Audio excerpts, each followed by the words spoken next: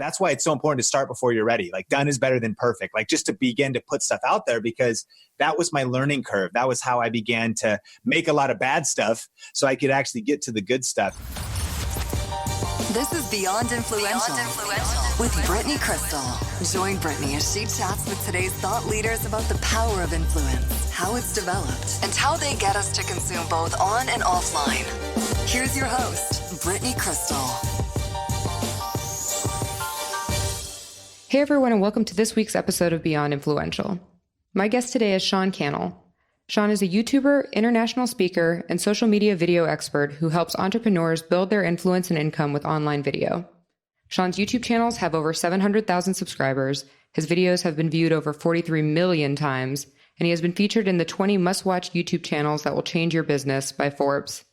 Anyone who's been paying attention to social right now knows that video is king and can really be a game changer for a brand. So I'm excited to ask all the questions you'd want to know about influence on YouTube. Thank you so much for being here, Sean. Brittany, thank you so much for having me. I'm super pumped to talk about influence today and how to grow it. So for the people who might not know, can you talk a little bit about your background and how you got started in video? Yeah, I've actually been doing video for over 15 years now, and it seems like forever. I actually started video before this whole social media thing really took off. So I got started in video back in 2003, just volunteering at a small church an hour north of Seattle. So I lived in a small town, and I never knew what it would turn into, but the youth pastor handed me a video camera and said, hey, start making weekly video announcements for the youth group. Now, Brittany, I don't want you or anybody else to ever see those original videos. They're so bad, but I like to encourage people because, our first videos are always our worst videos. But if I would have never made those first ones, I wouldn't have gotten to where I was today. And it was nice because I was putting videos out weekly before YouTube even started. YouTube didn't start till 2005. And the first YouTube channel I managed was my church's YouTube channel. And we started that in 2007. Oh, wow. So I was like titles, thumbnails. I was learning all those kinds of things. Not well, but I just was in the game. I was actually in the trenches.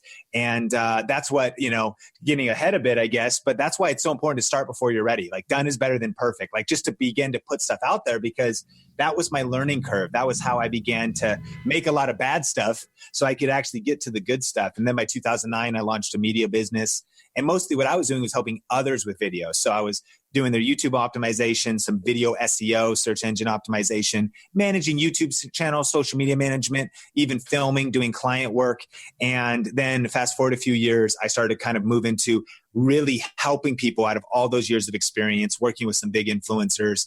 What are the best practices, tips I learned, and kind of moved into a personal brand season where today I help people build their influence, income, and impact with online video, leveraging especially YouTube, but all the platforms, because as you know, video is king, video is on fire, and it is a great way for people to grow a business, a nonprofit, their personal brand, and their influence overall. So when did you first start realizing that you needed to be putting out your own content online? What year was that?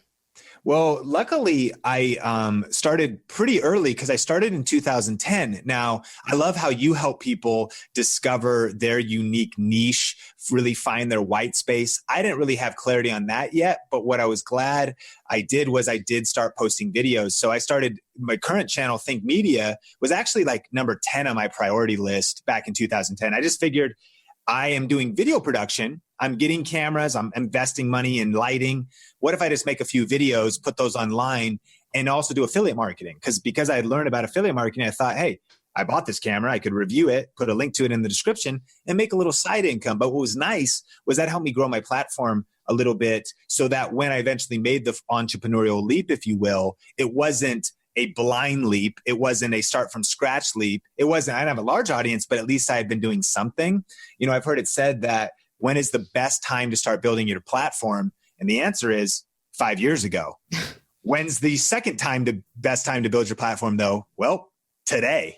And so that's why, somebody might have a corporate job that they're not going to be able to escape from if they want to for another 4 years. They can still start today and hustle on the side. And so that's what I did with some YouTube videos, but it didn't become a main focus until 2015. Totally a side hustle, way down on the priority list until I started to pivot still part-time at the beginning of 2015. And by 2016, I was all in, full-time entrepreneur. Now we have a team, things scaling, but that was kind of the timeline.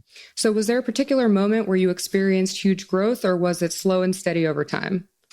Yeah, it was slow and steady over time, and it was pretty slow. I mean, Think Media had 16,000 subscribers October 2015. Now, 16,000 is pretty good, but it took 5 years to get there. I mean, that started in 2010. So it was when I could post videos, I would, then I wouldn't for a few months. Then I might post another one, had a few breakout ones, and 16,000 subscribers. I mean, I think a lot of people would love to have that. But again, it took 5 years.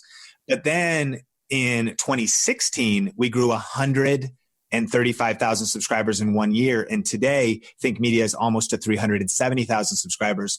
So there was exponential increase, but I can attribute that to a lot of things. But one of the main things was actually just the power of focus and showing up consistently. This is going to sound overly simplistic, but it's incredibly profound. And it's this: if you want to have success on YouTube, you have to post videos to YouTube. It's so simple, but it makes so much sense. You need to play if you want to win. And with content, both consistency and focus are what are going to make the difference. So what ended up making the difference for you? Was it that you left the side hustle and decided to focus fully that you hit the growth?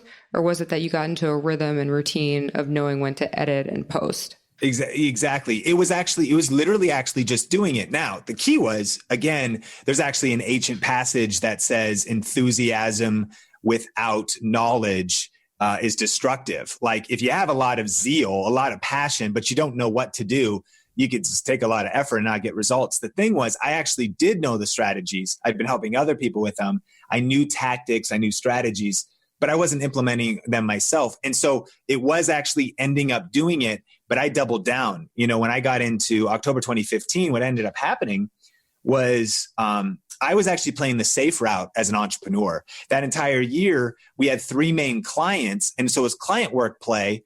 But as you know, that when you do client work, it could take a lot of your time. So we were doing well financially, but we were trading time for money and doing all this client work. And what happened at the beginning of October 2015 was I got a call from one of the clients like, "Hey, Sean, things have been going great, but like we're hiring some people. We got to let you go." So I was like, shoot, well, 1 of 3, no big deal. Let's keep going. But then the second week, guess what happened? Yep. Second client. "Hey, Sean, weird thing. We're rearranging some people. We're going to let you go." Third week, third client. So we lost 80 to 90% of our income in 1 month, which was the worst thing, but actually the best possible thing that could have happened, because I called a business mentor of mine and said, "Hey, what should we do?" And you know, should I pursue more clients? And luckily, his name's David. He's like, "No, I think you should go all in. You have been building this stuff on the side, but power of focus, you've been pouring into 3 other pretty big brands, helping them. What would happen if you take all your energy and only built your own stuff?" And that's kind of what I mean about the power of focus. It's like the book Essentialism. I just started cranking videos out. I worked as a solopreneur for almost a year before I really started to scale with team. But because instead of doing things for 4 different people, myself and 3 other clients, all of my energy started going into my own brand. And because I knew tips and strategies, that was the exponential factor. But again, before that, I might have posted 1 video a week or not even every week. And then for a while there, I was probably posting 3 to 5 videos a week, and then eventually settled into a routine. But again, one of the other things we say about YouTube is if you're already getting views, you get 1,000 views a video. If you want to double your views, double your videos. Maybe easier said than done, but if you get 1,000 views a video, well, if you post 2 videos that week, you'll probably get 2,000, and there'll be an exponential thing there. It'll actually probably be 2,100 each, plus people can discover that one. So now they watch some of your old videos. And so there's something really powerful about YouTube. If you put out strategic content, it has a real leverage to it, a real momentum that can build. And that's what I began to experience. When I just began to just double down on content strategically, things exploded. So I'm sure it was different at the beginning because now you have help. But at the beginning, was it just shoot, edit, upload? Did you have a system like that, or were you batching them? Yeah, the biggest tip is batching. And I think this is true generally for entrepreneurs. Let me give an example. We have an interview show called Video Influencers. It's the second channel that I do with a friend of mine, Benji Travis. It's a weekly interview show. And it's a side project. It's not our main thing. Each of us have our own brand that takes up is a full-time project in and of itself, our own stuff. But one of the things we did this last year was we went to an event called ClamorCon, which was an influencer only event with about 500 influencers. And in 2 days, we shot 25 interviews. Wow. So it's a weekly interview show, but we had 25 weeks shot in 2 days. Yep. That's extreme leverage, but that illustrates what I think all of us as entrepreneurs should be thinking about. How can we maximize our time? And when it comes to creating content can take a lot of energy, and good content is hard to create. So that's what I would also do when I was doing everything myself, shooting, editing, planning. I would plan 4 to 10 videos all at once. I would try to shoot 4 to 10 videos in one shoot day, and then I might edit 2 videos a week, and I would just be able to sit down. And what was nice about that is, it sounds funny, but I definitely took a shower and did my hair and got 4 to 10 shirts ready for that shoot day. But 2 weeks later, I might not have been turning the camera on. I'm just sitting in my boxers editing video, but new content's coming out because I had filled up that content bucket with that batch. Strategically leveraging batch, and this conversation could go pretty deep on the nuances of it, but we try to batch everything. I mean, we try to batch social media scheduling, for instance. Mm-hmm. We definitely respond and engage live, but you can do all your social media posts. At least the pillars of your posts could be scheduled in 1 day a week. That's batching together the effort of that. And then allowing margin to DJ and be a person, because I don't think just scheduling on social is effective. I think you need to be there as well, but that would be another aspect of batching. That's really such a great tip. And we were talking a little bit about what I was doing before I was doing what I currently do, and working on Vayner Talent. And what I do now is, a lot of times you're working with high net worth individuals and people who don't have a lot of time. So what you do need to do is crank out 4 episodes in 1 day and get a month's worth of content to optimize time. You just can't, you can't schedule with these people every week, an hour a week. And it's just not efficient. Absolutely. And I think a lot of entrepreneurs could create a lot of leverage. I really believe that on YouTube, everybody should have a show if they want to be serious there and consistent there. One person I reference in the entrepreneur space, or a couple examples, are somebody like Brendan Burchard, who back in the day used to be called The Charge Life. Now it's called The Brendan Show. He would shoot with Travis Shields, his shooter, at one time, but he could potentially produce 4 episodes at once. Some entrepreneurs I know will do 12. So now they have 3 months of content of a weekly show. Another example is Marie Forleo. She's been doing Marie TV for 5 years, and it's this weekly show, and YouTube is the distribution platform. And so, Tim Ferriss is having a new show that I think is going out on podcast, also TV, direct TV, digital. Tim Ferriss show, kind of live, but they shot the entire season in 2 weeks. And so I think that modeling that can make where online video can seem impossible for some people, because they're like, I just don't have the margin and bandwidth. It's possible if you're strategic with your time and how you execute on, really clustering a lot of content together. And I work with Marie Forleo, and she films, 1 time a quarter. So she films 4 times a year, but she has content every week. And that's just how it's done. But it looks like you're doing it all the time. Exactly. Super, super smart. So how far out in advance do you end up planning your content? And are you using SEO to figure out what you want to be filming, or is it kind of the other way around? So it actually, it's a good question. Like, which comes first, the chicken and the egg? And the answer for us is both. It just depends.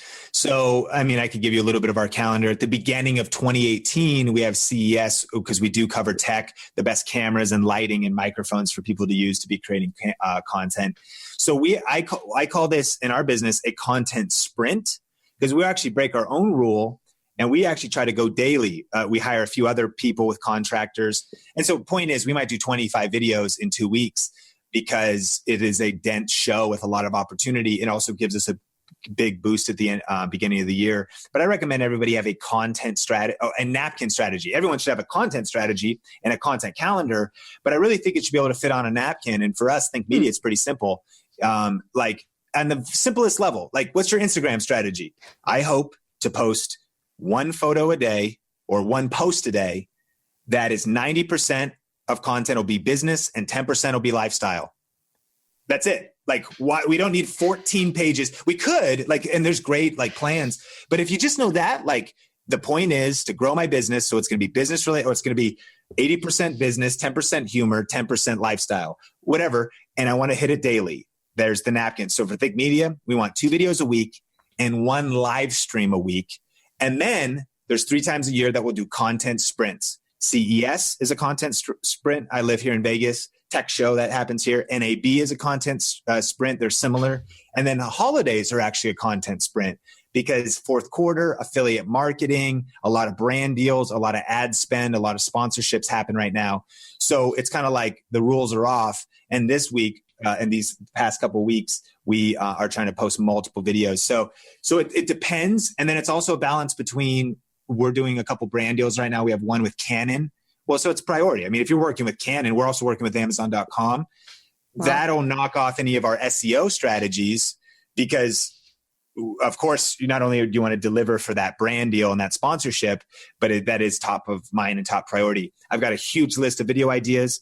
Plus, we also, though, are not so planned out that if you can keep margin, you can leverage trends and quick responses to things that shift and happen. And that is, for some listening, that's actually a huge advantage. If you can be nimble enough to be able to not say, I only shoot once a quarter and that's it. If that's your limitation, do that. But if you do that, it also might free you up to then see an opportunity and take action. Example, when we were starting Video Influencers, very small channel, meaning like maybe just a couple hundred, a couple thousand subscribers. One of the, at the time of launching Video Influencers around 2015, early 2015, Periscope launched a couple weeks after Meerkat. I heard the launching of Periscope announcement on a Friday. The channel is about tips for video. And I had known Meerkat was out, and I thought, man, Periscope versus Meerkat, that video is going to be hot. I am going to get it done by tomorrow. The announcement and launching of Periscope was Friday. I was going to get the video out by Saturday morning. And to this day, that video still ranks number 1. And it's less relevant, but it was this huge growth. Grew our channel by a couple thousand subscribers, because it was a conversation right in the midst. So I stayed up to research to make sure it wasn't just like, a like half-cocked video. Like, it was good. So it meant meant researching, meant reading, meant checking out the blog post, meant testing both platforms. But I got it out so quick. I was first, and it was a huge leverage point to help us grow early on. I think that's not just a strategy to be able to respond quickly to trends, but that if you have I guess the answer is that there's a structured side where we're calendared out, but then there's also a spontaneous side that is able to adapt quickly when opportunities show, that can lead to big growth if we can execute quick. So you mentioned live video too, and live video is so popular right now with Facebook and Instagram. How do you treat that differently than you would a standard YouTube or Facebook video? So it depends on which platform. I think it also has everything to do with being native, where Facebook Live is something we do, but treat differently than YouTube Live. My tips for YouTube Live are that I do treat them very differently. I throw away, that's extreme language, but it's probably appropriate language. Content on Facebook does not have a very long lifespan. So people are not watching Facebook videos or live streams from a week ago, let alone a month or a year ago.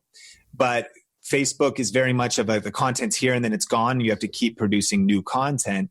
And occasionally old stuff can resurface, but very, very rare. Whereas YouTube's different. YouTube is a search engine and YouTube is a content library. And actually a lot of what works there, even YouTube themselves are giving some weight to the old hits. If you just even look at your home screen, I don't know about you and how active you are in the YouTube app, but in the YouTube app, it's not even the new stuff that's on my recommended page. It's a lot of old videos that are continuing to get engagement. So that just even speaks to the fact that YouTube is a place where stuff that is more evergreen, stuff can be resurfaced and rediscovered.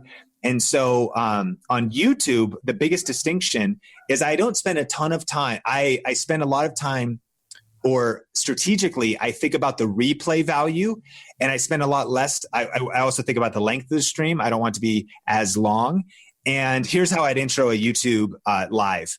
I would hit live and I would say, in this video, I'm going to be talking about 5 of my biggest tips for how to grow your email list with YouTube coming up. But hey, if we're just meeting, my name is Sean. This content's a little bit different. I'm going to be teaching for about 30 minutes. I have a few slides and it's live right now. But if you're on the rebroadcast, let me know where you're watching from in the comments. And what's up, Lisa? What's up, Sarah? All right, let's jump into it. I dive right into it. I try to be brief, be bright, be fun, and be done. And I think I speak and I think to the fact that most people are going to watch on potentially a raked video. And we have trainings that are recorded live that were done in such a way so that they could live on ultimately forever. So I'm spending less time greeting people, less time even doing Q&A. Lately, we've been moving Q&A. My team will be there live. They might give me one or two questions that actually add to the content that I just shared. But then we say, hey, we're going to head over to Facebook and do Q&A. What's the point? Because if someone lands on the YouTube video and sees that it's an hour and 10 minutes, that's intimidating. And if the content was only 25 minutes, I like to end that and think about the replay value of that video. I'm not sure if that makes sense, but that's like crushing for us on YouTube because it's real-time content that doesn't require any editing. What it requires is more pre-prep, so it's good. And I actually use slides, kind of like a webinar. I use slides to teach content, add value, and then have that content live on. So an example, tactical strategic video about how to optimize your YouTube channel is staying in our top 10 videos right now. And it was a live stream. I created the slides. I also screen shared. So I just like showed people different elements of their YouTube channel. But that video is now getting something like, I'm just looking it up here in my analytics. But it's getting thousands and thousands of views every single month, even though it was a live that was recorded just one time. Does that make sense? That makes complete sense to me. It's getting 18,420 views a month, and it is old. Yeah, it's very old. Does that make sense? Yeah, so the search engine nature of YouTube just helps these videos, huh? I take it back. How to set up your YouTube channel, 7 tips, 20,000 views a month. And it came out on June 1st. So in perspective, it came out 5 months ago. That's massive leverage that fuels in. And that's ultimately our YouTube thesis. YouTube is a search engine. If you create a library of ranked videos, they can give you views while you snooze. Traffic 24/7, 365, whether you create new videos or not, if you position them right. So in terms of creating content versus distribution, how much time do you spend creating versus distributing, including on platforms outside of YouTube? So my formula for that is actually 50-50. And what I say is if it takes you 4 hours to plan a video, turn your camera on and shoot it, throw on some titles, edit it really quick, upload it, title it, put the description on and tags. If that takes you 4 hours, that's 50% of the time. So you should spend at least 4 hours now that it's out, engaging in comments, engaging and connecting with people on social, sharing it on social, yes. But even it might only take you 10 minutes to share it and put it out on every platform. Write an email to your list. If you have one, you should be building one. Hey guys, this week's video's out. Marie Forleo. Every Tuesday, you get an email about the latest show episode. Is the day the show comes out, the days the email comes out too. So write the email newsletter, post the tweets, write the things, do stories that day. Hey, what's up? Share some, the new training is out, the new video's out. And so 4 hours on distribution or 50% of time on distribution, and then even more engaging in social, maybe engaging with a hashtag, very much VaynerMedia DNA of maybe your latest video is pinned to the top of your Twitter profile, but then you go on a hashtag and just engage with people, not self-promote, not whatever, but hoping that maybe somebody that you're complimenting people and the latest, maybe an event in your industry, you're jamming on the hashtag, looking at people's stuff. But you've got that video pinned on your Twitter profile because maybe someone will be like, oh, appreciate the compliment. Check you out and go watch it. That's the name of the game. Hand-to-hand social media combat, hand-to-hand social media engagement, one-to-one. And so that's definitely how you hack and grow your brand. So 50-50. If it only takes you an hour to shoot a live stream, put another hour on your calendar to then promote that out. Make sure you share it everywhere, email your list and things like that. Just so people can get an idea, how much time do you spend engaging with your audience? Well, it depends. And again, I think it's really important because there's different seasons. So now my social media kind of has a trickle down and I have a team supporting me to actually help DJ that content out there. But I do like to say that even once I was a solopreneur, and actually even once we were a solopreneur and built a 6-figure business, that we were still solo. That was completely by ourselves. And then obviously scaling beyond that with team, I had to do it all by myself. Nowadays, I would say at least an hour. And I would do things also like send Twitter videos, reply to comments on YouTube, reply to comments on our Facebook page, reply to Facebook messages, a bit of email response. And I have a team that sometimes will say these are the top of mind emails. But we're also trying to, we've noticed this is a kind of just a general tip that I'm sure people have heard before a little bit. And that is a lot of us in our businesses and as influencers usually get the same 20 questions, really probably the same 5, definitely probably this. And then the next 10 are like very common. And then maybe another 10 are like here and there. And after a while, you can create canned responses. And this is if you get a VA or somebody to help you and scale your team, canned responses, as well as playlists, videos. If we get a question enough, we turn it into a video. Yeah. And by now we've been doing this long enough. A lot of what's cool is, well, what if it's nice? What about the personal side? Well, I very much engage on social personally, but my team will engage ads me and say, great question. Check out this video. And there I am. Hey guys, here's the answer to your question, essentially, because we've created content around that. But it takes a while to build that library, but I'd recommend every entrepreneur listening to think about that. What are the 10 to 20 questions that you have in your business over the next year? Create answers in video form to every single one of those, and then use those to help scale so that you don't have to type out a 4-paragraph email answer to people, but you can say, oh yeah, here's my best tips on that, or here's my best answer to that. And so we do a lot of that as well. But yeah, and also the second thing I do is, speaking of batching, I will schedule on my calendar block time for mass engagement. And I'll just say however much time I have. Sometimes it's 30 minutes. Sometimes it's 2 hours. It's on the calendar. And what am I going to do? I'm going to check in with my team, answer emails. I'm going to just I'll go to the community tab inside of email, and I'll just go through as far as I can get in comments on YouTube, etc. And then I also use margin in travel. I do find time in airports, time in between times is sometimes the best times I'm trying to reply. We try to reply to everything, every Instagram comment as far as we can get. But yeah, it really matters. And I don't ever want to stop doing the things I did at first, even as we grow now. Now it is beyond what even myself and a team, we can't even answer all of them. But as something that Gary always resonates with me, intent matters, and just our intent and our effort that we put out there to try to respond the best we can. I mean, what you said is gold. And that's what we tried to do with Gary. As the team, when there was something coming up or somebody would ask a question and there was a video or an answer that we knew would resonate with that or would answer the question, you just drop the link in and it's like, this would probably help answer your question. And I mean, yes, if you're an entrepreneur out there, do exactly what Sean just said right there. So as far as your team, how many people do you have on your team and what positions are they filling? So right now, we've got 3 main people on our team with about 2 contractors, and then we've got an intern. And probably, though, in 2 months, that will have doubled. Oh. So we're and we also work with, and that's not all full time. In fact, a few other people will just be on part time. But yeah, we actually just got off a meeting today, and what's going to be happening going on to this next year. But yeah, and it's been crazy. It's been a fast growth curve, because solopreneur was even still mid 2016 was still very much solo towards the end of 2016. So it's been a lot of fast growth. Oh, and their positions. So that's unique. And that is, I think you have to staff around they say your weaknesses, et cetera. But it's been very organic. So here's an interesting thing. I'll tell you one thing where we've delegated a lot.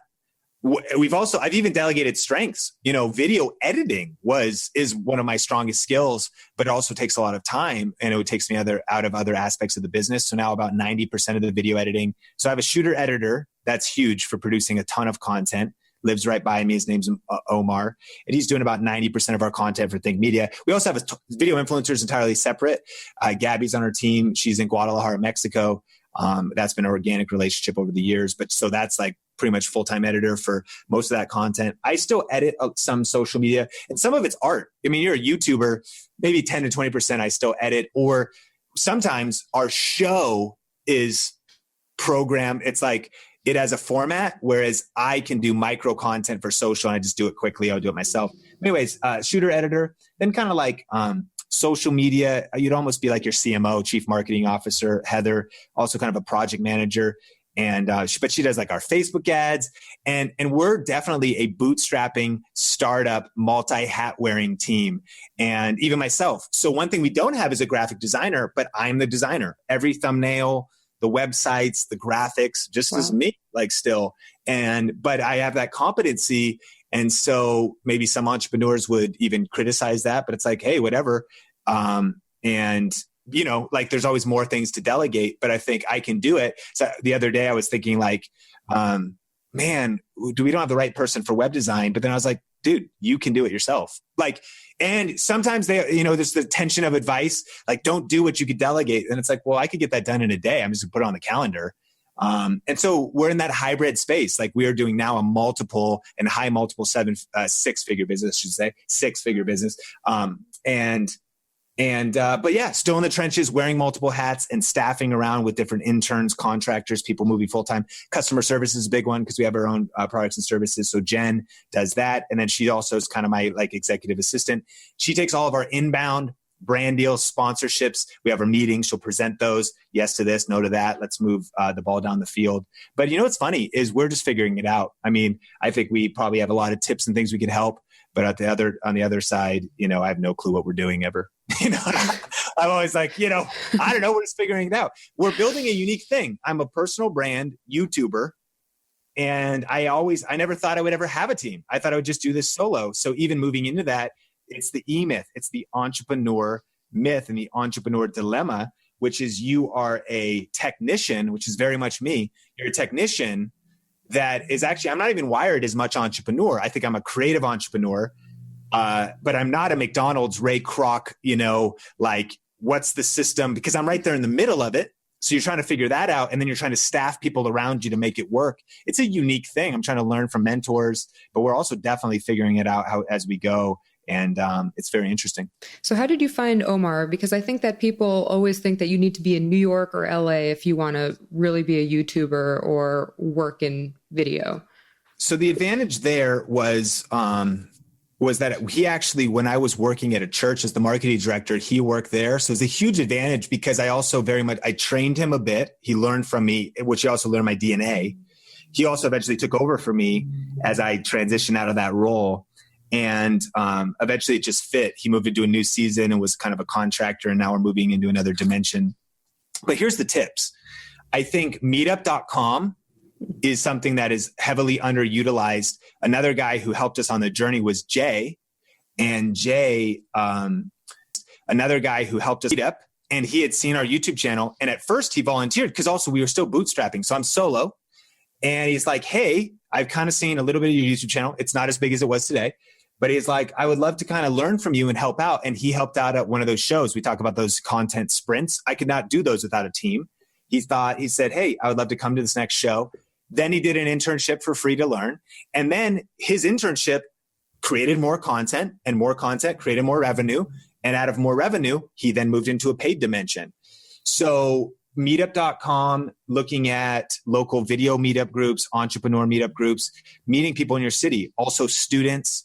Right now we have an intern, and he actually reached out online. I found people on Twitter. Another example is Instagram. Yep. So in 2 seconds, Omar, we were just talking about this. If someone they want to level up their branding, you want some photography help. You want someone to be that. You can't selfie. You can only selfie so far. Like your selfie stick can only be so long if you really want to start putting out some content. But in 2 seconds, Vegas is sketchy because if you do Vegas, it's tourists. So you might not be able to find anybody. But we did Summerlin, which is not going to be tourists.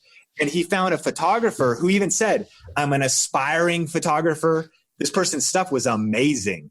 I'm aspiring. I'm hoping to be one day. So we don't know. It's all hypothetical, but you could probably reach out and be like, hey, I've got a little bit of influence maybe if an influencer is already established and maybe they could benefit from that. So maybe it's only going to cost $50 or $100 to hire them for a shoot.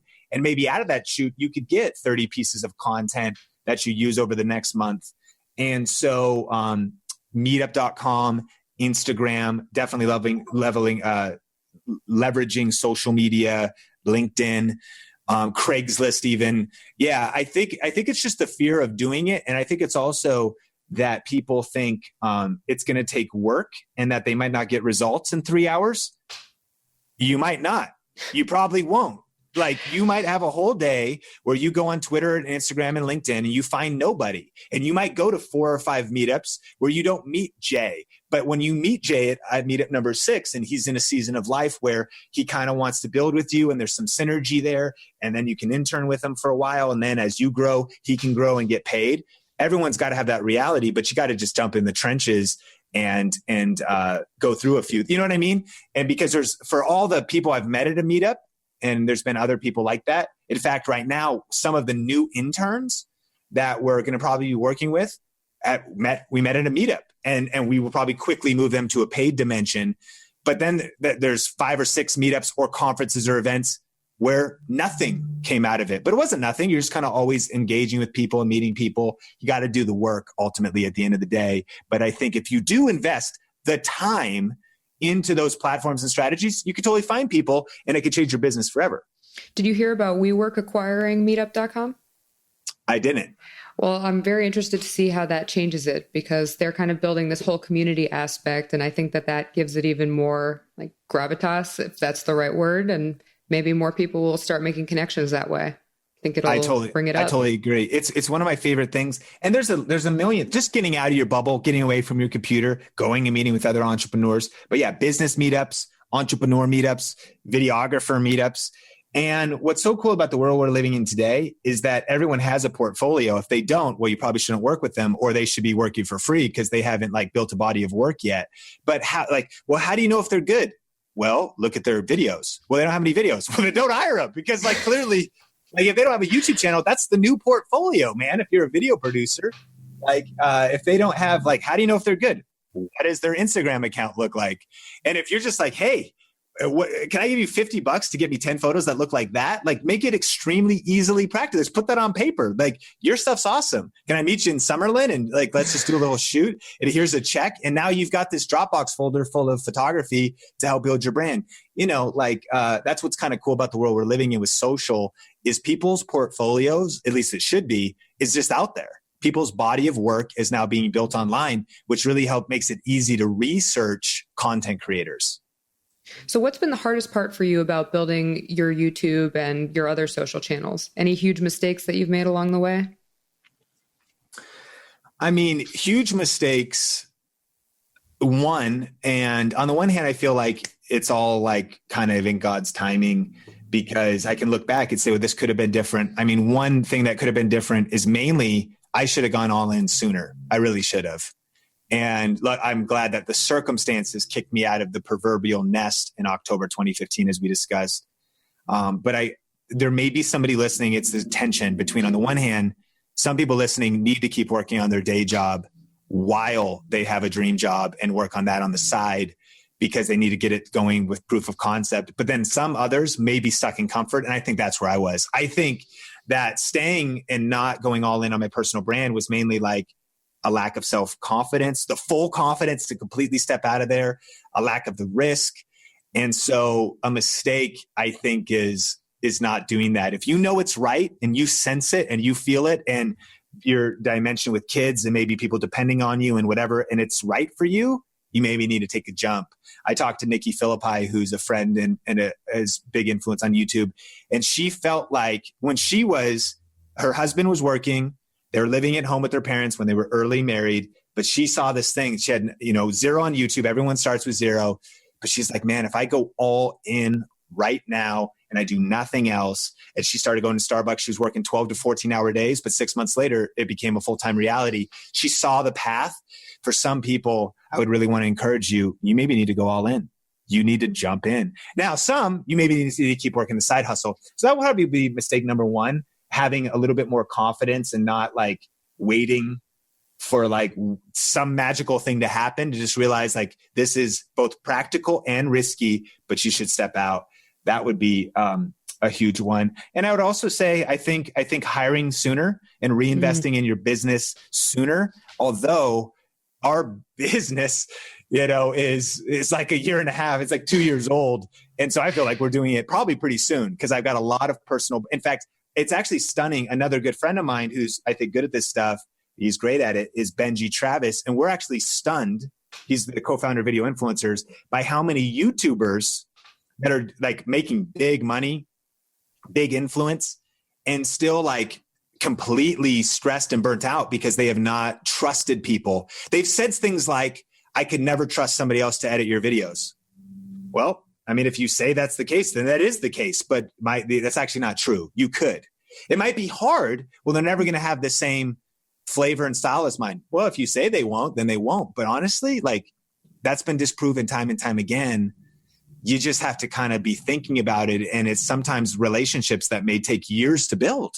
How's someone going to get your DNA if you don't start sharing and like pouring into them and bringing them around and casting vision 3 years ago for the thing you need later? And so I do think we are taking action on that. But I think the reinvestment into your own business when it comes to team, paid traffic, I always look back and think that I don't think we've ever been aggressive enough.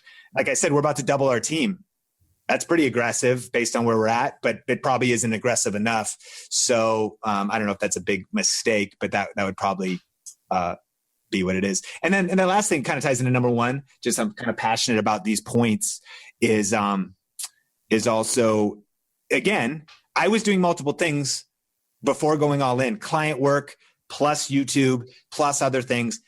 Seasonally, if you're doing that, it might be the season and you're in and you need to do that. But the principle of focus, the principle of essentialism is that if you try and chase two rabbits, you'll end up catching neither of them. That's the age-old proverb. And so when did our brand 10x explode team revenue? It was directly correlated with when I was working only on our brand. And not like, I think I've heard ratios, 80-20, when I was working 80%. When the main thing was the main thing was the main thing and I went all in, and there's still little side detours and you're experimenting and you need that and trying new platforms, and we're trying to build out merch and other things that are off of maybe our core offerings. But I would say that if you can eliminate probably an unlock and just a powerful principle that it's not, maybe though this is common sense, everyone listening knows this, but it's not necessarily common practice. What can you say no to? What can you cut off of your plate this next year so that your main offerings can be 10x stronger? Because when you try to chase 2 or 3 or 4 rabbits, you end up catching none of them, but just crush it with one that could potentially create the leverage to scale into other things. If you blow one up and you get that revenue, now you can start, hiring a team, and actually a team can chase multiple rabbits. So I have to ask you the questions that you knew were coming, but you're the expert in. What's the most important piece of advice you give to someone who wants to start a YouTube channel today? The number one most important piece of advice, specifically based on when we're recording this podcast, because we're not recording this podcast in 2005, we're not recording it in 2010. The number one piece of advice that I could give someone who wants to start today is a quote from Sally Hogstead, the author of Fascinate. And she said this: different is better than better. The white space. The white space. If you want to start a YouTube channel, I think it's a great time to do it. Is there saturation there? Sure.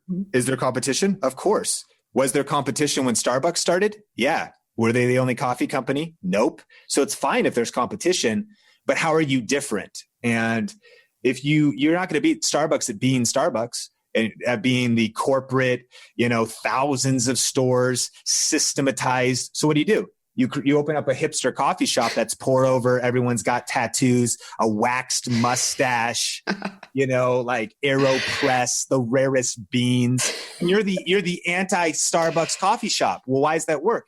Well, you're both selling the same product, but it's also a different product. One is local fair trade and whatever, and a different vibe. And it's, hey, we're not corporate. And the other is that you want to apply that same principle to YouTube. How can you be different? But getting a little more tactical, 2 big questions that I would say the biggest piece of advice that everyone listening should be able to answer is, number one, who is your target audience? The white space.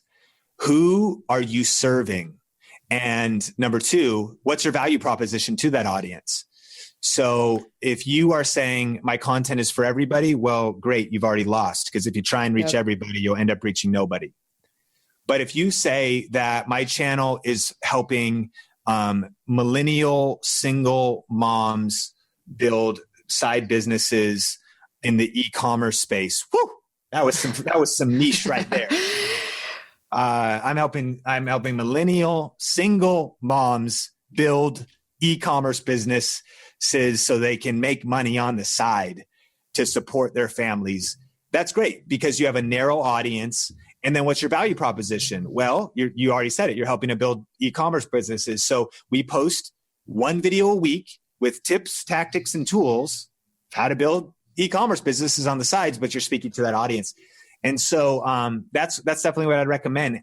And what's stunning is a lot of people don't have clarity on those questions, and they just start posting content, and they're just thinking. Then they think after a year, I didn't end up at my destination. Well, if you haven't answered those questions yet, you actually don't even have clarity of what your destination is. What would it look like when you get there? Who would be a part of your tribe? Who would be following you? Why would they be following you? So those are just some really important questions to really have clear answers to. Who's your target audience that you want to serve? And what is your value proposition? And it could be that napkin strategy. On Think Media, we help people with the best tips and tools for building your influence with online video. The tools are the cameras, the lighting, the microphones. The tips are the strategies, the tactics that come to online video. And we post 2 videos a week and 1 live stream a week. And that's the value proposition. In our business, you can go to advanced levels with us with different products and programs. But on a simple level, there it is. Think Media, the best tips and tools for helping you build your influence with online video. 2 videos a week, 1 live stream a week. And we deliver on that over and over and over. And if it's good, that's why we're winning. And we're growing, and we've dialed in our messaging, and it's happening because I think we have a clear target audience. We have a clear value proposition of how we're serving that audience and what people can expect from us. And if someone's like, well, hey, how do you grow your blog? I'm not your guy. Well, hey, but I want to learn how to get greener or redder tomatoes. Yeah. Watch a gardening channel. I'm not your guy, right? There's so much, it's very clear vision. It feels limiting. And I know a lot of entrepreneurs, sometimes they feel like white space and really niching down can be limiting, but it's amazing because as soon as you actually get narrow, I found that you actually kind of have to focus small to get big. I mean, that's totally true. I've been nodding aggressively the entire time you've been talking, and I know Gary has his document, don't create. And I think that works to a certain extent until you figure out what your area is. But you really need to get clear if you want to win just long term. There's no getting around it. You need to know yourself, self-awareness, all of that stuff. Hire someone to help you, get clear on what that is if you don't know. It is so important. I agree. And I think what I like about that is I don't disagree with document versus create. I think the key is it has to do with the season you're in. Yep. Exactly what you said. If you're in a season where you don't have clarity and you haven't posted anything yet, I think people need permission to have a beta experimental season. What should I post on YouTube? Well, if you have zero clarity, just start posting. Yeah. I've got this Sean Cannell channel. What's interesting is that it's not the channel that I'm known for that people follow because it's super random. It's not white space. It's not a clear niche. But it's where I posted a lot of weird, random stuff over the years. And if I hadn't done that, I wouldn't have gotten to the clarity of where I'm at. So for some people, that's beta experimental. Yeah. Just figure it out. Don't worry, but document versus create. Vlog my wife and I, we actually did daily vlogging, vloggers for 50 days. We realized how hard it was. We realized we didn't really like it. We kind of realized the shoes didn't fit for us, especially for the time. But had we not done that, we also wouldn't have even had that clarity. We learn so much by doing and taking action. But then others on the other side of the spectrum, if you're just random and your content's going 100 different directions and you've been doing it for 2 years, you got to steer it, narrow it down. You figured out maybe where your strengths are, where your weaknesses are, what you're good at, what you're bad at. And you're right. If you're going to win, at some point, you need to plant your flag and create your show. Dave Ramsey. What's Dave Ramsey known for? He's the finance guy, but here's what's crazy. He does leadership. He does whatever. What is Jillian Michaels, known for? Fitness. What is, Tony Robbins known for? Motivation. At some point, anyone who really crushed it, they created, here's actually what they did. They created one thing, Yep. 1,000 episodes of a wine show that grew the business 55 million extra dollars a year by using free tools or whatever. And then that exploded, Gary, to platforms to speak on entrepreneurship, social, parenting, like it could be whatever now, because people were asking questions about everything. But there was a season of really building his influence in a niche, and that was wine probably first. That's how he came on. And it was social media growing a wine business. And so Dave Ramsey, he now teaches leadership. He could probably start a marriage conference and it would sell out. But he had one program, Financial Peace University. Oh, that's the guy that helps me with my financial problems. A radio show, financial advice. And then he has other people in his brain. So yeah, it's like, man, you got to get narrow. Even vloggers. I just want to vlog about my whole life randomly, like Benji and Judy, my friends. They don't understand that Judy was a beauty influencer first. Yep. Makeup, hair, and beauty, blew it up, got enough influence that then transferred over that people cared about her day-to-day life. And now she talks about anything. They, in fact, are the brand themselves, and they could be very general. But the only reason they created that is because you have to start small before you get big. And I just want to reinforce the point here. All these people that you just named were doing their focused thing for a long time before they blew up. This is Years. not doing it for 2 months. This is not 6 months. This is not 1 year. It is a long-term play. So I come from a faith background, and I wrote a book, and I actually was scared to release it because I thought it was too narrow. And the book was called YouTube for Churches. This is what made this point, this white space point, so powerful. That did awesome. It crushed. That was what was crazy. I was like, but because I was in a marketing director role at a church, I was executing on all social and helping a team execute on all social. And I thought that was too narrow. I should go really broad. Well, turns out, of course, there was multiple voices helping with like books like Social Media for Churches and whatever. As soon though as I did YouTube for Churches, what happened? Well, I actually became the #1 expert on planet Earth for YouTube for Churches. Well, that was an arrogant statement. No. Why were you #1, Sean? Because I was the only person. I was like, because it was so narrow. Not only was it just one platform in the social media aspect, but it was even one. It wasn't real estate agents or for personal brands or whatever, but it was just for a particular, segment of the market, nonprofits, but churches in particular.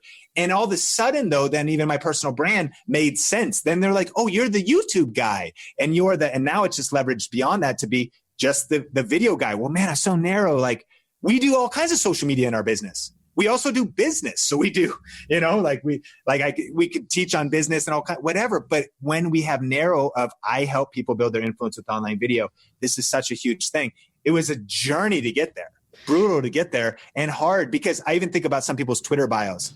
I am a father, venture capitalist, promoter of a show, model that also does vertical gardening, and it just opened a new cryptocurrency trading firm. And you're like, "Oh, so what do you do?" And think about it. As online influencers, we are leaders. We're essentially positioning ourselves as a leader because you have to have followers. But here's the thing. How can anybody follow you if you don't know where you're going? And here's the test. What is your current media online, your current marketing messaging? And what I mean is your Instagram bio, your Twitter bio, your about page on your website. Maybe it's good, maybe it's bad, but this is a great audit to do right now as people are listening. Do those bios, do they have clarity of where you're going? How can anybody follow you if they read that and they have no clue where you're going? Well, shoot, I wanted that cryptocurrency consulting, but vertical gardening and whatever else. What's crazy is people have multiple offerings, but I think you need to also start simple and let the complexity of your brand build out over time. Simple doorway. It's a good example is like a restaurant. All the restaurant needs to do is have a sign and an appealing entrance to get you through the door. They don't put the menu on the sign. Think about it like In-N-Out too. The sign, you see it, you pull off, then you get there, then you even go, maybe a few layers deeper, but then there's secret menus. It doesn't say animal style fries on the sign. What is that? That's people who go a little bit deeper. Well, that's cool that you've got this master class, or I should say you've got a mastermind, you've got high level coaching, you've got this whole other thing you do. Well, that could be the animal style fries. It's not even on the menu, But as people enter your brand, they might end up at one of those places later, but you want real clear simplicity at the top level of your brand. I don't know if we're on a rabbit trail right now. Oh, not at all. I'm actually really glad you went down that road. So everyone always wants to know how to grow their Instagram, how to grow their YouTube, how to grow their whatever. But the best way of growing 99% of the time is by first getting super clear on who you are, what you're offering in terms of value, and then making sure your bios and profiles all align on that, and then moving from there. Like you said, and follow you when you don't know where you're going. And that's hands down the biggest mistake that I see people making. Okay, we're there. Well, Yeah. I hope we're on task and that was all helpful. You know, it was awesome. So now that I'm done ranting, aside from making the content, there are other elements to consider like SEO, tags, titles, thumbnails, equipment. Can you just talk a little bit about how important each of those things are? Yeah, well, I would say we do have, there was a lot in that question. Probably the best place to go is actually a free class we have called Tube, is a YouTube masterclass. It's at tubemasterclass.com, because titling and tags does have some nuances to them. In order, the title is most important, the description second most important, and the tags are third most important. And the best principle I could give people is this, and that is just talk to humans, but also talk to the machine. Because when I see someone title their video the name of their show, if you call it, Best Life, Weekly Episode 6, that's not a title that is even ever possible to be found in search because nobody knows what your show's name is yet. But if you title, gluten-free meal prep recipes, people are looking for that. If you talk about how to, lose belly fat, quickly, people are looking for that. And if you talk about, again, how to invest in Bitcoin, a lot of people are looking for that right now. Again, these searchable titles, you want that to be in your title. You want certain keyword phrases like that to be in your description. And you also want those in your tags.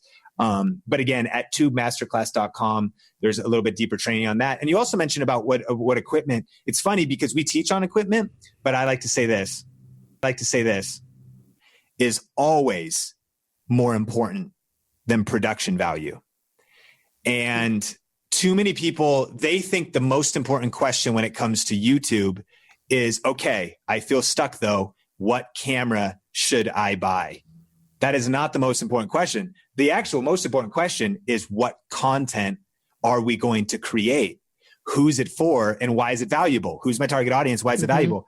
And a smartphone just by itself, or a smartphone with a $12 plug-in lapel mic from Amazon.com, and you just type in smartphone microphone and buy a $13 plug-in mic in a tiny desktop tripod, and shoot during the day by a window, just something practical, getting over the hurdles of production value. Does it matter? Yes. But the other thing is, done is better than perfect. Start simple and then get more complex over time. Get your first show done this week. At least get your first video up this week. Then get your second video up the week after. And then 6 years from now, have your show look like Marie TV. By the way, everyone should go to Marie Forleo's channel, go to her video tab, put it in order by newest to oldest, and look at her first video where she just sits on her couch in a tank top with her laptop on her lap and answers some questions. Basic. And if anyone watches her show today, it's not even the same thing, but it's 5 years ago. Start simple. Done is better than perfect. Get that first video up, but value over time. Make some money, get some revenue, reinvest in the show, reinvest in new cameras, new lighting. But you don't need any of that stuff to start. But what you do need is a good idea. You do need valuable content. And so, get started. Content value is always, always, always more important than production value. When people ask you about monetization, do you usually suggest affiliate marketing first? Or, you're not going to make a huge living from just trying to build on AdSense right away. That would take tons of time. Yes. I would say that that affiliate marketing was my path. We actually started doing, because I was in the video niche and I was investing in video cameras and gear that I was buying anyways. I started making videos about those and doing Amazon affiliate marketing. And then we started making $50 a month, and then $100 a month, and then $500 a month, and then eventually full time, and then even six figures in affiliate marketing. But I would actually say, for those listening, it has a lot more to do with the path. So it's hard. You need context. And what I mean is, if somebody already has, say, a product, they have a product or a service, and they will make more on that product and service than you will off affiliate marketing or like YouTube ads.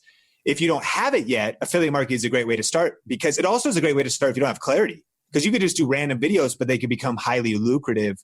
On my Sean Cannell channel, for example, I do lifestyle content, but I'm not even a lifestyle person. There's not a huge engaged audience there, but I love green juice and like greens, health kind of, I'm into all that stuff. And there was a green juice powder that I love to drink myself. And because I was into it, I looked to see if they have an affiliate program. And not only did they have an affiliate program, but it was like 30% commissions and commissions on continuity. Meaning if someone subscribes to this product, every month when they get charged, I get 30% of that sale. And so I put out a video. It ranks. If you type in best greens powder, you can find that video. That video is about 2 years old, and it generates $200 to $300 a month because it's a ranked video. But it's just random. So it's not even on brand for me, but it's generating income. And I love to teach out of experiments like that. And that's one reason why I kind of have that channel for experiments. But my point is, yes, affiliate marketing is great. If you just want to make some side income, you don't know what you want to do yet, or you want to build out a channel that is kind of related to what you whatever, then you can start monetizing that way. I would say that is by far my first. But then some people, they actually, if you already have a product, move directly to, that is by far my first, building an email list or generating leads or getting people to a webinar or something else, and drive them directly to business results, because you've kind of moved past potentially that affiliate marketing stage. And ultimately it's about both. At this point now, because we've grown big, YouTube ads are actually very significant for us. Affiliate marketing is still very, very significant for us. We do brand deals with companies. We have our own products. I do some coaching. I'll do some speaking on stage. These are different revenue streams. So we definitely have been diversified majorly. And the amount of affiliate programs we do actually about 25 different affiliate programs.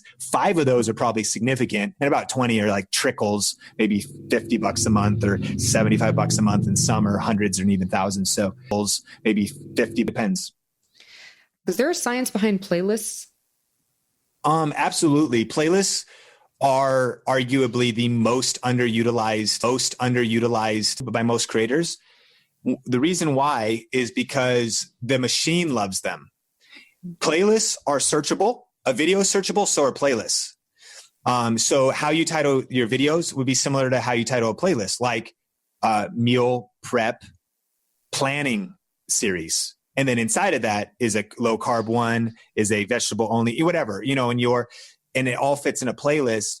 When you create a new playlist, it's the same as creating a new video in this way to YouTube.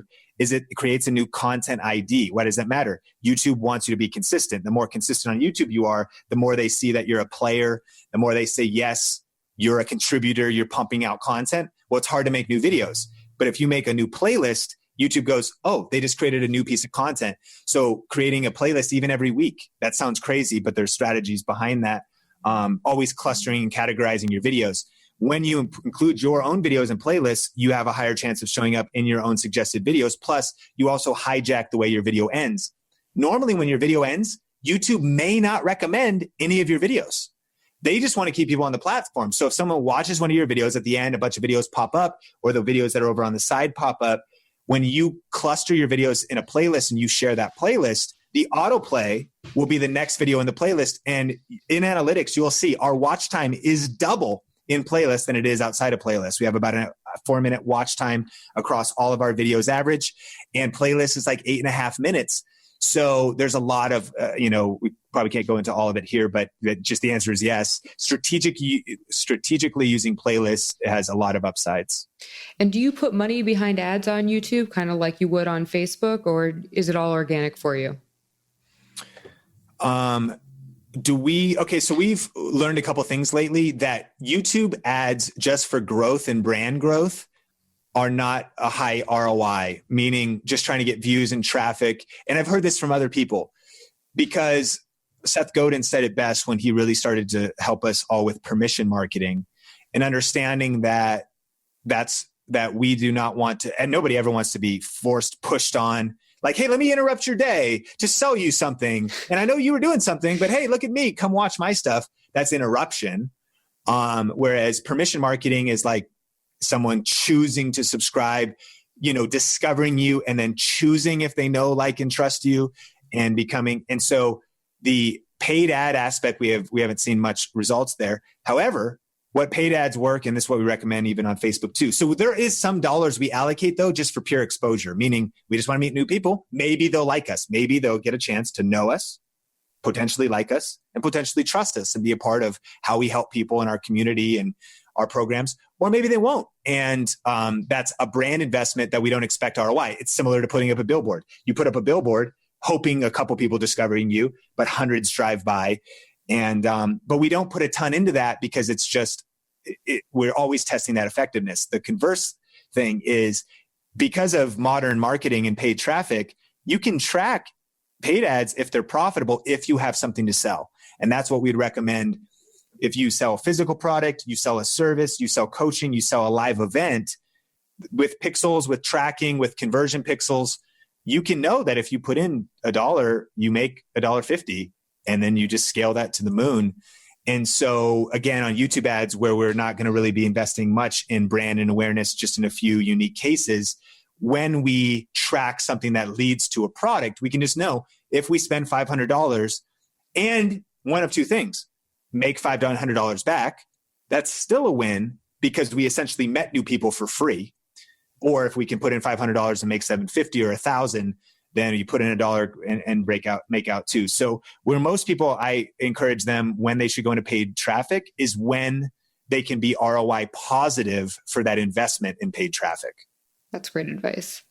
So I ask everybody this question: what do you think the secret to influence is? I think that the secret to influence is trust.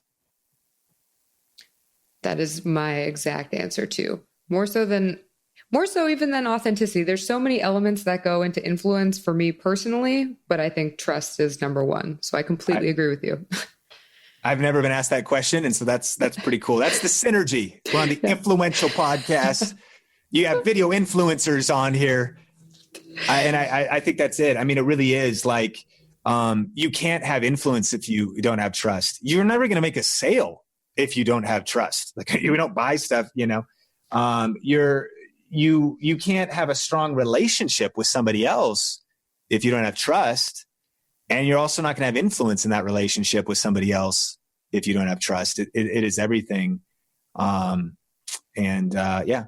Well, when did you first realize you could influence people either generally, and when did you realize you could do it online? I mean, I think I realized it was possible, early 2007. And as all those times, I was like, wow, this is happening. I just didn't know if it was possible for me. And that goes back into that confidence kind of thing and thinking, okay, other people could do that. I'm not sure if I can. And I do think that there's the confidence competence loop. We see the person, we compare our beginning to somebody else's middle. We see their middle and we're like, man, I can't be that. They're so good at what they do. Yeah. Well, why? They posted 500 videos. You'd be that great too if you posted 500 videos. But you just got to get started. So that's what I learned but that's what I encourage people. Again, if you can do this, you're listening to this, you can do this, but it's one step at a time. It's not overnight and all of a sudden it looks like the destination. Give yourself permission to start ugly and to just be brutal and just get it out there and just get 1% better every time you upload something, and make small tweaks lead to giant peaks, and just making small changes along the way. So I'm not sure when it really clicked for me, but I think it clicked for me. Like I kept punting it. I kept like putting it way off into the future. Eventually then, even 2010, I thought this was for me. I had enough courage to start my own channel, upload there a little bit, but I didn't have the confidence that like, I don't know if I could do this full time though. Like, I don't know if I could do this like the other people do it, but I just kept doing small things. And so maybe it did take that long for my confidence. I'm glad I started, glad I posted my first video and did it. And then I think it clicked in 2015. And I don't even know if it did. I'm just glad David said, no, I don't think you should go for other clients. I think you should go all in on YouTube. I was like, all right, well, and I talked to my wife, Sonia, and we're like, cool, we got 6 months of savings, more or less the amount of money we're making per month, plus our savings account, 6 months before bankruptcy. Cool. Let's just see what happens. And sure enough, the rest is history. But that there was a moment where I still doubted if I had it, but I jumped in, and that's when I jumped in. And yeah. So who in your space do you follow and look to for their influence, and whose content do you consume? So probably some of the biggest influences in content that I consume, I would say, one, definitely Chalene Johnson and Brett Johnson. Chalene Johnson is a New York Times bestselling author and a fitness celebrity. Holds a record actually for the most sold workout DVDs. She has infomercials. She invented PiYo, Chalene Extreme, Turbo Jam, Turbo Kick, and has and then has done a lot of things. Now does social media business. Just launched a diet, diverse person, and they've built a huge legacy, a great team. How they run their team, how they run their social, but just how they run their team, and the reason I mention them first is because there's a lot of voices I'll listen to, but I listen to some people, I put people in categories, not to be, that sounds bad. I categorize people, but I put people in categories where some people, I believe you can learn from anybody. And I like to learn from almost anybody and everybody, but I throttle how much I learn from people based on how much I want their lifestyle or I respect their lifestyle. And I want every aspect. So I think about, what do I know about how they treat their team? How is their marriage? How is their life? How is their schedule? What are their values? What is their belief system? And at the highest level, if I want to receive somebody, those are the things I ask myself. I love that. And they just have so much integrity but like things like when I see that they're doing well, but I just see that their team is happy, healthy, just things like that. And I think, okay, I want to climb the mountain of success, but never at the expense of things that matter most. Yep. And some people that's cool. You're crushing it in one category, but if your marriage is falling apart and circumstances hit us, I mean, shoot, people can have a lot of stuff happen. It's not, anybody could go through stuff that it may not be your fault. You may not even have anything to do with it, but you know what I'm talking about. There are people who burn out their family. They sacrifice their family on the climb to success or their health. And they actually have a program called Smart Success. Being kind of mentored by them, I've had a health transformation in the last 2 years. I've been running mainly, just ran my first half marathon. Congrats. But I've learned from them, again, it is about fitness and finances and family and faith, a lot of F's.